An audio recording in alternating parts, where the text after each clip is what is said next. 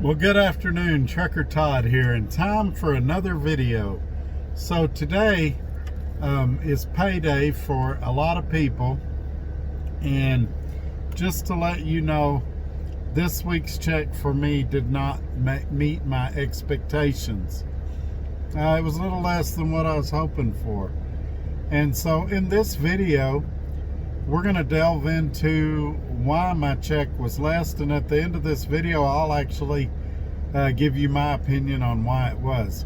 Now, I've got a Freightwaves article I'm going to refer to, and it says Landstar reports that their dispatch loads was 20 to 30% down, and I'm going to put a link to that article below.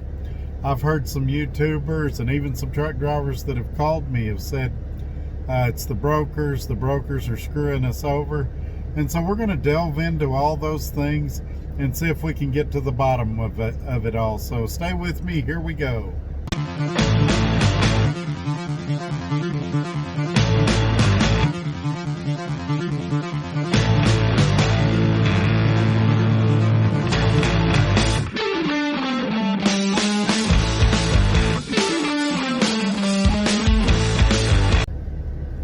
Alrighty, let's jump right in.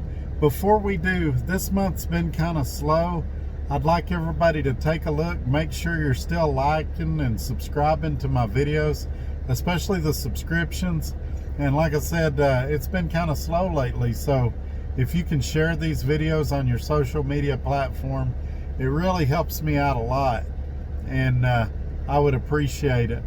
So let's talk about this for a second. This week, with my advances and everything, it was about $1,400. As you know, I typically make about $1,800 a week. Sometime next week, probably, maybe Wednesday or Thursday, I'm planning to do an income video where I'm going to show you my income for the last 30 days. It's not going to be as great as what it normally is, and I'll explain why at that time. So let's talk about this.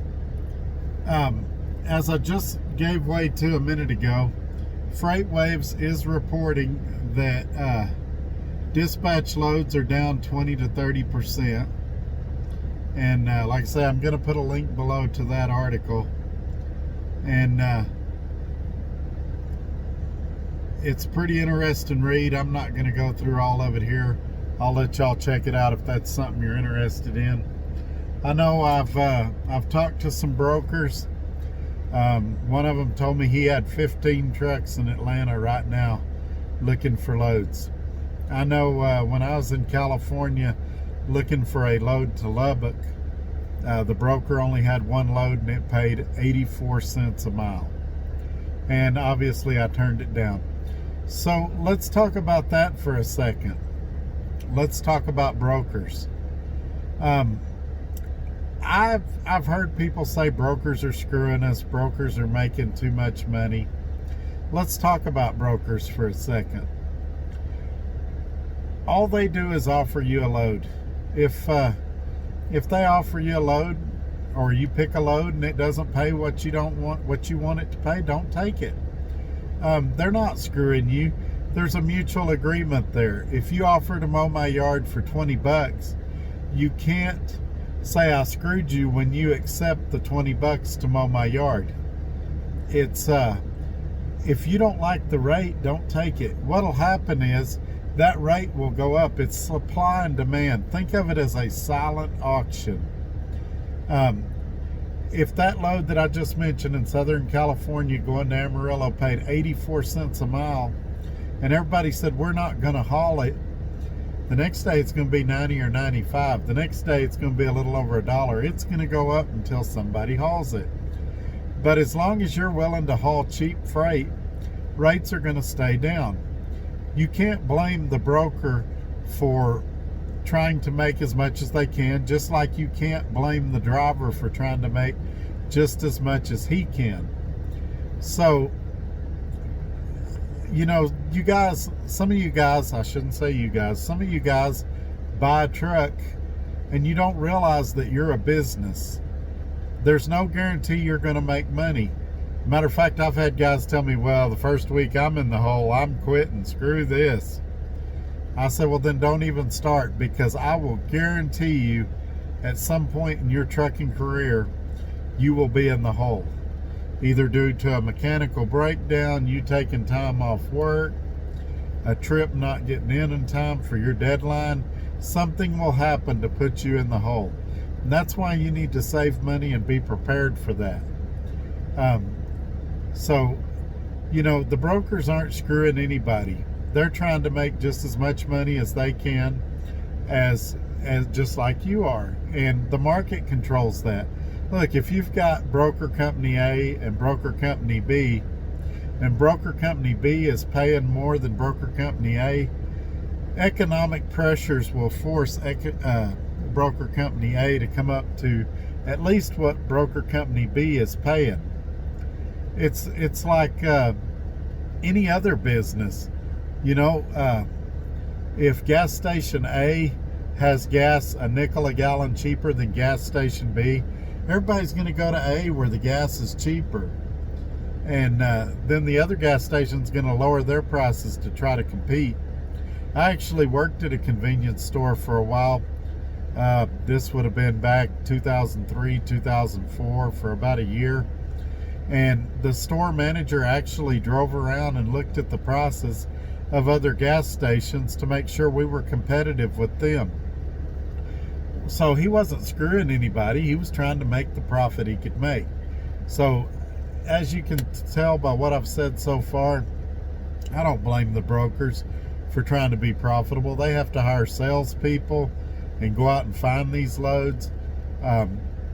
They have to worry about contracts and getting paid and things like that. They have insurances they have to have. They have staff and equipment they have to pay for, just like you do running your trucking business. So I don't think it's fair to blame the brokers. Let's talk about carriers now. As I said, my paycheck this week was a little disappointing. Do I blame Roadrunner?